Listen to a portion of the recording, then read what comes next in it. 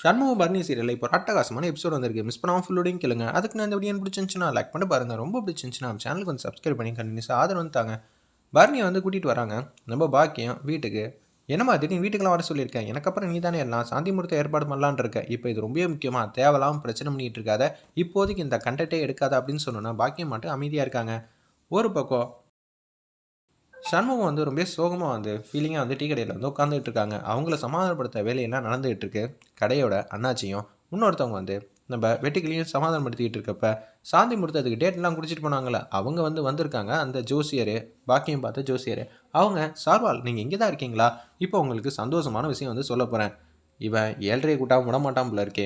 எசைக்கு இருக்காங்களே எசைக்கு அண்ணனை சமாதானப்படுத்துறது பெரிய வேலையாக இருக்குது. இதை எசைக்கு கண்டென்ட் வேறு எடுக்கிறானே இவன் இன்றைக்கி வாங்காமல் போக மாட்டாங்கிற மாதிரி தான் அந்த இடத்துல வந்து நம்ம வெட்டுக்கிளியும் அண்ணாச்சியும் வந்து வச்சுட்டு இருக்காங்க. தேவையில்லாமல் வாங்காமல் இங்கேருந்து போங்க. இதில் என்ன இருக்குது? சாந்தி முகூர்த்தம் குடிச்சிட்டு வந்திருக்கேன். நம்ம முத்துப்பாண்டிக்கும் எசைக்கிக்கோ என்ன சாந்தி முகூர்த்தமா அப்படின்னு சொல்லி உச்சக்கட்ட கோவத்தில் வந்து இருக்காங்க. என் தங்கச்சி அந்த வீட்டுக்கு போனதே தப்பு இல்லை. அவன் பொண்டாட்டியாக வந்து வாழ போகிறாளா? இதில் எனக்கு சுத்தமாக வந்து பிடிக்கவே இல்லைன்னு சொல்லி கண்ணெல்லாம் சவக்க ஆரம்பிச்சிச்சு. அந்த இடத்துல இது முழுக்க முழுக்க பண்ணது பரணிங்கிற மாதிரி ஒரு விஷயத்த வந்து காதுபட வந்து சொல்லிடுறாங்க. அதே மாதிரி தான் பாக்கியம் வந்து பரணிக்கும் உங்களுக்கும் ஒரு நல்ல டேட் வந்து கேட்டாங்க. நானும் குறித்து கொடுத்துட்டேன். அப்போனா அவங்க அண்ணனோட வாழ்க்கை நல்லா இருக்கணும்னு என் தங்கச்சியை வந்து இங்கேருந்து மனசை கரைச்சது அவளாக தான் இருக்காளா? இது நமக்கு இத்தனை நாளாக தெரியாமல் போயிடுச்சு. அப்போனா பரணி தான் நமக்கு பின்னாடி இருந்து குழி பறிச்சிருக்காளா? என் தங்கச்சி வந்து அவ்வளோ கோவமாக ரோசமாக இருந்தா இதை எப்படி நான் மாறிச்சின்னு பார்த்தா வீட்டில் நம்ம இல்லாதப்ப யாருமே இல்லாதப்ப பரணி தான் இவ்வளோ பெரிய கேவலமான வேலையை செஞ்சுருக்கா. எசைக்கு மேலே தப்பே இல்லை. அவள் சின்ன பொண்ணு. அவள் தான் மனசை கலைக்கிற மாதிரி ஏதோ பேசியிருப்பா. என்ன பேசியிருப்பாங்கிற மாதிரி யோசிச்சு பார்க்குறாங்க. என்ன நீ வந்து அந்த வீட்டுக்கு போனால் தான் ரத்தனோட வாழ்க்கை கிளியர் ஆகும். முத்துப்பாண்டிக்கு எந்த பிரச்சனையும் இல்லாமல் இருக்கும். உங்கள் அண்ணன் பாக்கி இருக்கிற எல்லா தங்கச்சியும் கல்யாணம் பண்ணி வைப்பாங்கன்னு கரெக்டாக வந்து கோஇன்சிடெண்ட்டாக வந்து பேசியிருக்கா. இதுதான் நடந்திருக்குங்கிற மாதிரி கூட்டி கழித்து பார்க்குறாங்க. யாரை வேணான்னு மன்னிப்பேன், ஆனால் ஒன்றை மட்டும் மன்னிக்கவும் மாட்டேன். என் மனசுலேருந்து தூக்கி ஒன்றை வீசிட்டேன். நீ என்ன 100 நாள் அவகாசம் கொடுக்கறது? இப்போலேருந்து நீ போனால் கூட எனக்கு கவலையே இல்லை. என்னோட உலகமே என் தங்கச்சி தான். என் தங்கச்சி தான் எனக்கு எல்லாமே. என் தங்கச்சி மனசை கலைச்சிட்டல அப்படின்னு சொல்லி உச்சக்கட்ட கோவத்தில் இருக்காங்க. அந்த இடத்துல நம்ம சண்முகம் வீட்டில் இருக்கிற எல்லா ஜாமானையும் வந்து எடுக்க சொல்கிறாங்க. நம்ம பாக்கியம் பரன் மேலெல்லாம் ஏகப்பட்ட ஜாமான்லாம் இருக்குது. அதை தயவு செஞ்சு எடுக்கிறியா? இல்லாட்டி நான் தான் ஏறணும். ஆமாம் வயசான காலத்தில் பரன் மேலே ஏறி அதை எடுக்கிறேன் இது எடுக்கிறேன் இது துடைக்கிறேன்னு சொல்லாத. என்னம்மா வேணும்? பரன் மேலே ஒரு பெட்டி இருக்குடி. அந்த பெட்டியில் தான் வெள்ளி விளக்கெல்லாம் வந்து வச்சுருக்கோம். அதை எடுத்து தை அமாவாசையாக இருக்குல்ல சாமி கும்பிட வேணாமா? அதுவும் இல்லாமல் பொழுது சாஞ்சிருச்சு. இப்போ நல்ல நேரம் வீட்டுக்கு வந்த மருமக விளக்கேற்றணும். அதுவும் இல்லாமல் நீயும் விளக்கேற்றடி. எனக்கு ரொம்ப சந்தோஷமாக இருக்குது அப்படின்னு சொல்கிறாங்க.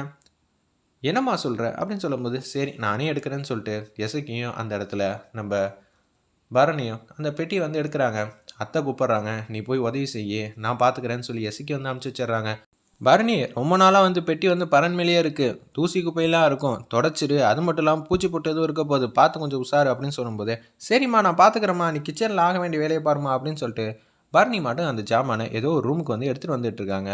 அந்த பெட்டியை வந்து திறக்கும்போது பக்கத்தில் வந்து டஸ்ட்டு துடைக்கிறதுக்காக ஒரு துண்டு வச்சுருக்காங்க. அதில் தான் பென்ட்ரைவ் இருக்குது. அந்த பென்ட்ரைவில் தான் கார்த்திக்கும் கல்யாணத்தை அப்போ அந்த பொண்ணு கூட வந்து பேசின சமாச்சாரம் எல்லாத்தையும் வந்து சொல்கிற வீடியோ வந்து அந்த ஃபுட்டேஜ் வந்து இருக்குது. அதை இன்னும் கொஞ்சம் நேரத்தில் வந்து பார்க்க போகிறாங்க. மிஸ் பண்ணாமல் கேளுங்க. அந்த விளக்கெல்லாம் எடுத்து பார்க்குறாங்க. ஆமாம் காமாட்சி விளக்கு ரொம்ப சூப்பராக இருக்குது. இந்த விளக்கில் ஏற்றுனா நிச்சயம் வாழ்க்கையே மாறும் தான் அப்படின்னு சொல்லி யோசிச்சுட்டு இருக்கப்ப எல்லா ஜாமானையும் நோத்தி பார்த்துக்கிட்டு இருக்காங்க. ஒரு பென்ட்ரைவ் மாதிரி தெரியுது. என்ன பென்ட்ரைவ்? யாரு கண்ணுக்கும் தெரியாமல் பரன் மேலே ஒழிச்சு வைக்கிறாங்கன்னா என்னவா இருக்கும்? ஒரு வேளை எதுவும் ஆதாரம் எதுவும் இருக்குமோ? இங்கே இருக்குன்னா நிச்சயம் வந்து யூஸ்ஃபுல்லான இருக்கிற பென்ட்ரைவ் தான் யாரோ ஒருத்தவங்க ஒழிச்சு வச்சுருக்காங்க. என்ன ஏதுன்னு பார்க்கலான்னு சொல்லி லேப்டாப் எடுக்கிறதுக்காக வந்து அவங்க ரூம் பக்கம் போகிறாங்க. லேப்டாப் எடுத்து திருப்பி இந்த ரூமுக்கு வரப்போ சரி யாரும் டிஸ்டர்ப் பண்ணிட்டா ஒன்றும் பண்ண முடியாதுன்னு சொல்லிட்டு ரூமுக்கு அதை தாப்பாக போட்டுட்டு அந்த லேப்டாப் ஆன் பண்ணி பென்ட்ரைவ் வந்து ஊஃப்னு ஊதிட்டு சொருகி வச்சிடுறாங்க. அந்த வீடியோ வந்து தெரியுது கல்யாண வீடியோ. என்னது கல்யாண வீடியோவாக இருக்குது? இந்த வீடியோ எதுக்கு வந்து பரன் மேல் வச்சுருக்காங்க? அதுவும் நம்ம கல்யாணம் சம்மந்தப்பட்ட வீடியோ மாதிரி தானே இருக்குது. அந்த மண்டபம் தானே இருக்குங்கிற மாதிரி யோசிக்கிறாங்க. சண்முகம் வந்து உச்சக்கட்ட கோவத்தில் இருக்கிற மாதிரி ஒரு ஃப்ரெண்டில் வந்து வீடியோ வந்து இருக்குது. அதை வந்து கிளிக் பண்ணுறாங்க. கார்த்திக்கிட்ட வந்து அமைதியாக வந்து பேசுகிறாங்க ஒரு பொண்ணு. நீங்கள் தானே என்னை கல்யாணம் பண்ணிக்கிறேன்னு சொல்லி நமக்குள்ளே எல்லாமே நடந்துருச்சு அப்படின்னு சொல்லி எல்லாத்தையும் சொல்கிறது எல்லாத்தையும் வந்து கேட்குறாங்க. ஐயோ இந்த பொண்ணு தானே கோயிலுக்கு முன்னாடி வந்து நின்று எல்லாத்தையும் பேசிக்கிட்டு இருந்தப்ப இந்த பொண்ணை தானே கார்த்தி வந்து கல்யாணம் பண்ணா. இதுக்கு பின்னாடி இருக்கிற சுச்சுவேஷன்லாம் இப்போ தான் கொஞ்சம் கொஞ்சமாக வந்து கிறிஸ்டல் கிளியராக வந்து புரியுது. அந்த இடத்துல நம்ம பரணிக்கு ஒரு பக்கம் சண்முகம் வந்து நீங்கள் செய்கிறதெல்லாம் ரொம்ப தப்பு. இப்போ கூட இல்லை தப்பு நடந்துருச்சு. சரி செய்யறதுக்கு எல்லாருக்கான சந்தர்ப்பம் கிடைக்கும். அந்த சந்தர்ப்பத்தை பயன்படுத்திக்கிறாங்க இல்லையாங்கிற மாதிரி அன்பா சாஃப்டாக கேட்டிருக்காங்க. நான் பரணி கழுத்தில் தாண்டா தாலி கட்டுவேன்னு சொல்லி சண்முகத்தை தள்ளி விடுறதா இருக்கட்டும், கார்த்திக் கொஞ்சம் திமுறா தெனாவட்டா பேசுனதா இருக்கட்டும், எல்லாத்தையும் கேட்டு கேட்டு அப்படியே அழுவ ஆரம்பிச்சிட்டாங்க அந்த இடத்துல நம்ம பரணி. ஒரு பக்கம் உச்சக்கட்ட கோவத்தில் வந்து மரியாதையாக சொல்கிறேன், இங்கே நீ இருந்தேன்னு வச்சுக்கேன் உனக்கு என்ன ஆகும்னு எனக்கே தெரியாதா, மரியாதையாக அந்த பொண்ணை கல்யாணம் பண்ணுற வழியை பாருனோன்னே அதுக்கப்புறம் தான் கார்த்தி வந்து போயிருக்காங்க. இந்த விஷயத்த நம்மக்கிட்ட இது நாள் வரைக்கும் சொல்லவே இல்லை. கார்த்தின்னு சொல்லி அவன் மனசை வந்து புண்பட்டிருக்கோம். ஆனால் எல்லா விஷயம் தெரிஞ்சிருந்து அவன் சொல்லாமல் மனசுக்குள்ளேயே ஈரமாக பூட்டி வச்சுக்கிட்டு இருக்கானா, அவன் எவ்வளோ பெரிய தியாகியாக இருப்பான். நீ லவ் பண்ண பையன் ரொம்ப ஒழுங்கா அப்படின்னு சொல்லி கேட்டிருக்கலாம். கல்யாணத்துக்கு முன்னாடி இன்னொரு பொண்ணுக்கிட்ட பழகி ப்ரெக்னென்ட் ஆக்கி வச்சுருக்கான். அவனுக்காக வந்து என்னை வந்து தூக்கி எறிஞ்சு பேசுறியா, நான் தங்கச்சிக்காக வாழ்கிறவன் அப்படின்னு சொல்லியிருந்தான். நம்ம மூஞ்சியை தூக்கி போய் எங்கே வச்சுருப்போம். இந்த உண்மையை சொல்லலான்னு இருக்கிறப்ப தான் கார்த்தியும் அவங்க மனைவியும் வந்து வந்திருக்காங்க. கோயிலில் வந்து மீட் பண்ண பார்த்துருக்காங்க. அப்பாவும் சவுந்தரபாண்டி முத்துப்பாண்டியும் வந்து அவங்கள அடிக்காத குறையாக அடித்து துரத்தி விட்டாங்களே, இது எல்லாத்தையும் ஞாபகப்படுத்தி பார்க்குறாங்க. இதை சொல்ல தான் வந்திருக்காங்களா, நம்ம தான் தப்பாக புரிஞ்சிட்டு இருக்கோமா. கார்த்தியும் இப்போ எதுவும் ஃபோன் பண்ணி டிஸ்டர்ப் பண்ண வேணாம், அவன் வாழ்க்கையை வந்து வாழணும்னு பார்த்துட்டான்.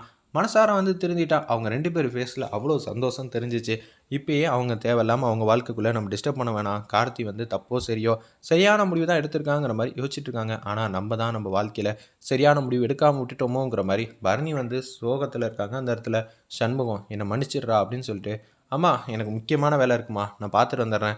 என்னடி வந்தது அதுவும் இல்லாமல் இப்படி போயிட்டு இருக்க, அதெல்லாம் இல்லைம்மா எனக்கு வேலை இருக்குன்னு சொல்லிட்டு சாமி கும்பிடலான்னு சொல்லிட்டு கோயிலுக்கு வந்து போகிறாங்க. முருகா எனக்கு எல்லா உண்மையும் புரிய வச்சுட்டேன். இப்போ நம்ம எடுக்கிற ஒரு முடிவு ஃப்யூச்சரில் தப்பாக தெரியும். ஆனால் இப்போ நம்ம தப்புன்னு நினச்சிக்கிட்டு இருக்கிறது சரியாக இருக்குது, சரின்னு நினச்சிக்கிட்டு இருக்கிறது ரொம்பவே தப்பாக இருக்குது. இதுக்கான விடையே இல்லையா சண்முகத்தை நான் இத்தனை நாளாக தப்புன்னு நினச்சிக்கிட்டு இருந்தப்ப எனக்கு கண்ணை திறந்து காட்டிட்டேன் சரியான சந்தர்ப்பத்தில். இப்போ எசைக்கு வேற அந்த வீட்டில் இருக்கா, சரி எதுவாக இருந்தாலும் பார்த்துக்கலாம், சண்முகத்தை நான் மனசார வந்து ஏற்றுக்க போகிறேங்கிற மாதிரி அதிரடியாக வந்து யோசிக்கிறாங்க. அந்த இடத்துல நம்ம பரணி வீட்டுக்கு வரலான்னு இருக்கிறப்ப சண்முகம் ஆல்ரெடி வீட்டுக்கு வந்துட்டாங்க. என்னது உங்கள் அண்ணங்காரன் ரொம்ப கோவத்தில் இருக்கான், எசைக்கு மேலே இருந்த கோவத்தை விட ரொம்ப அதிகமாக கோவத்தில் இருக்க, என்னப்பாங்கிற மாதிரி வைகுண்டம் வந்து விசாரிக்கிறாங்க. யாரும் எதுவும் பேசாதீங்க, எசைக்கு எதனால இந்த வீட்டை விட்டு போனால் என்ன ஏதுன்னு எனக்கு எல்லாமே தெரிஞ்சிருச்சு. என்ன தெரிஞ்சிருச்சா, எப்படின்னு எதனால போனா, நம்பிக்கை துரோகத்தினால தான் போயிருக்கா. என்ன நான் சொல்கிறேன், நம்பிக்கை துரோகமா, அதுவும் இந்த வீட்டில் இருக்கிறவங்க தான் ஒருத்தர் செஞ்சுருக்காங்க. இந்த வீட்டில் அப்படி யார் அண்ணியாக இருக்காங்க, எல்லாருமே நம்ம வீட்டுக்காரங்க தான் இருக்காங்க. பாக்கியத்தை சொல்கிறாப்புல இருக்கு. பாக்கியம் இந்த வீடு கிடையாது, இந்த வீட்டில் இருக்கிற ஒரு ஆள் தான் இது மாதிரி வேலையெல்லாம் செஞ்சுருக்காங்க, கூடிய சீக்கிரம் உங்களுக்கு தெரிய போகுது அப்படின்னு சொல்லி இக்கு வச்சு பேசுகிறாங்க. பரணி வந்துடுறாங்க. நான் உன்னை மனசார ஏற்றுக்கிட்டேன்டா, எல்லா அது காரணமும் எனக்கு தெரிஞ்சிச்சுங்கிற மாதிரி யோசிக்கும் போது உச்சக்கொட்ட கோவத்தில் நீ எதுக்கடி இந்த வீட்டுக்கு வந்த, 100 நாள் 5 நாள் 10 நாள்னு மைனஸ் பண்ணிகிட்டே போயிட்டு இருந்தேன். என் மேலே ஒரு தப்பும் கூட இல்லாதப்ப நான் எந்த விஷயத்தை வேணாலும் உன்ட்ட சொல்லி நிரூபிச்சு காட்டியிருக்கலாம். அது என்னோட வேலையில் நீயா மனசு மாறுவன்னு நினச்சேன். ஆனால் என் மனசை காயப்படுத்திட்டல. என்னால் சத்தியமாக இனிமேட்டு உன்னை பேசவும் முடியாது, இந்த வீட்டில் உனக்கு இடமும் கிடையாது.